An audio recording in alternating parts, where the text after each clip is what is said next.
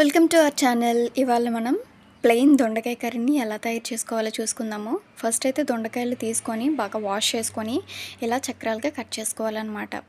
సన్నగా కట్ చేసుకుంటే కూర బేగా వేగుతుంది. సో కొంచెం ఫాస్ట్గా అయిపోద్ది అనమాట కర్రీ. సో ఈ విధంగా కట్ చేసుకొని పెట్టుకొని ఒక 2 మీడియం సైజు ఉల్లిపాయలు కూడా తొక్క తీసుకొని చాప్ చేసుకోవాలి, పెట్టుకోవాలి ఒక చిన్న ముక్కలుగా కట్ చేసుకోవడం వల్ల ఏంటంటే కొంచెం గ్రేవీ వస్తుంది అనమాట. సో ఇలా మొత్తం కట్ చేసుకొని పక్కన పెట్టేసుకోవాలి. ఇప్పుడు అదే చేత్తో ఒక 3 మీడియం సైజ్ టొమాటోలను కూడా చిన్న ముక్కలుగా కట్ చేసుకోవాలి. గుర్తుంచుకోండి, చిన్న ముక్కలు కట్ చేయడం వల్ల ఏంటంటే గ్రేవీ ఎక్కువ వస్తుంది. సో ఇప్పుడు స్టవ్ ఆన్ చేసుకొని పాన్ పెట్టుకోవాలి. పాన్ పెట్టుకొని ఒక 3 టేబుల్ స్పూన్స్ వరకు ఆయిల్ని యాడ్ చేసుకుందాం.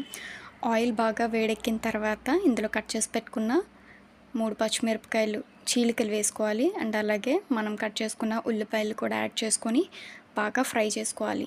ఫస్ట్ ఎప్పుడైనా సరే ఉల్లిపాయలు కొంచెం ఒక 60% వరకు ఫ్రై అయిన తర్వాతే ఎప్పుడైనా సరే టొమాటోస్ యాడ్ చేసుకోవాలి. సో ఫస్ట్ అయితే ఉల్లిపాయలు బాగా ఫ్రై అయిపోయాయి ఒక 60% వరకు. సో ఈ టైంలో ఏంటంటే టొమాటోలను కూడా యాడ్ చేసుకోవాలి. సో టొమాటోలు కూడా యాడ్ చేసుకొని బాగా కలుపుకోవాలన్నమాట. సో ఈ టొమాటోస్ వేసిన తర్వాత ఏంటంటే ఇందులో కొంచెం సాల్ట్ అయితే యాడ్ చేసుకోవాలి. సో సాల్ట్ వేయడం వల్ల ఏంటంటే త్వరగా మగ్గిపోతాయి అన్నమాట టొమాటోలు. సో చూసారా ఎలా మగ్గాయో. సో ఈ విధంగా మగ్గిన తర్వాత ఇందులోకి ఒక 1/2 స్పూన్ వరకు అల్లం వెల్లుల్లి పేస్ట్ వేస్తున్నాను. మరీ ఎక్కువ వేస్తే ఆ ఫ్లేవర్ అనేది దీన్ని డామినేట్ చేసేస్తుంది. సో సరిపడినంత మాత్రమే యాడ్ చేసుకోండి. సో అయిపోయిన తర్వాత బాగా ఫ్రై అవ్వాలి. సో దీన్ని ఫ్రై అవ్వడానికి మూత పెడుతున్నాను. పచ్చివాసన అంతా పోవాలన్నమాట అల్లం వెల్లుల్లి పేస్ట్ది. సో పచ్చివాసన అంతా పోయింది. ఒకసారి మూత తీసుకొని బాగా కలుపుకోవాలి. కలుపుకున్న తర్వాత సో ఇవన్నీ బాగా ఫ్రై అయ్యాయి కాబట్టి ఇందులో మనం కట్ చేసి పెట్టుకున్న దొండకాయలు కూడా యాడ్ చేసుకోవాలి. సో ఈ టైంలో దొండకాయలు యాడ్ చేయడం వల్ల ఏంటంటే కొంచెం కుకింగ్ టైం డ్యూరేషన్ ఎక్కువగా ఉంటుంది కాబట్టి సో ఇంకా బాగా మగ్గుతాయి అన్నమాట.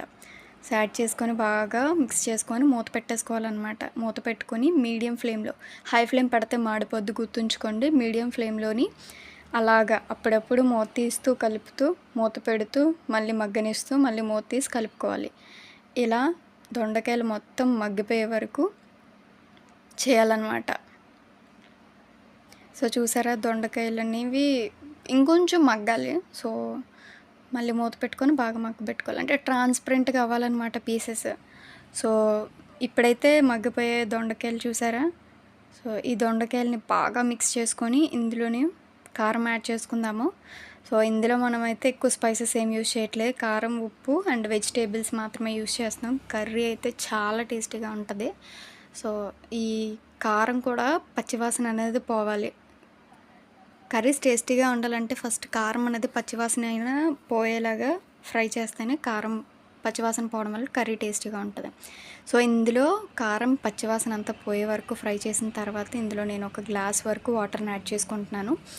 సో అంటే బాగా కుక్ అవ్వాలి కాబట్టి దగ్గరగా కుక్ అవ్వడానికి కొంచెం వాటర్ పడుద్ది. సో ఇందులో మనం టేస్ట్కి తగ్గ సాల్ట్ యాడ్ చేసుకోవాలి. సరిపోకపోతే నాకు కొంచెం సరిపోలేదని కొంచెం సాల్ట్ యాడ్ చేశాను.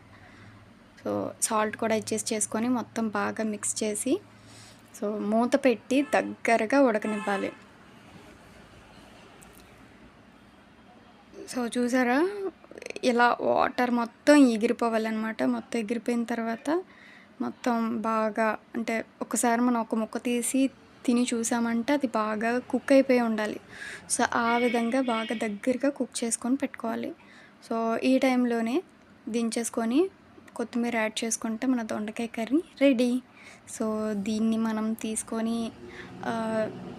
రైస్లోకి వేడివేడి రైస్లోకి తింటే చాలా బాగుంటుంది. సో చూడండి, సో బౌల్లో సర్వ్ చేసుకొని పెట్టుకొని తింటే చాలా బాగుంటుంది దొండకాయ కర్రీ. మస్ట్ ట్రై అనే చెప్తాను. సో ఈ రెసిపీ మీకు నచ్చినట్లయితే ప్లీజ్ సబ్స్క్రైబ్ మై ఛానల్.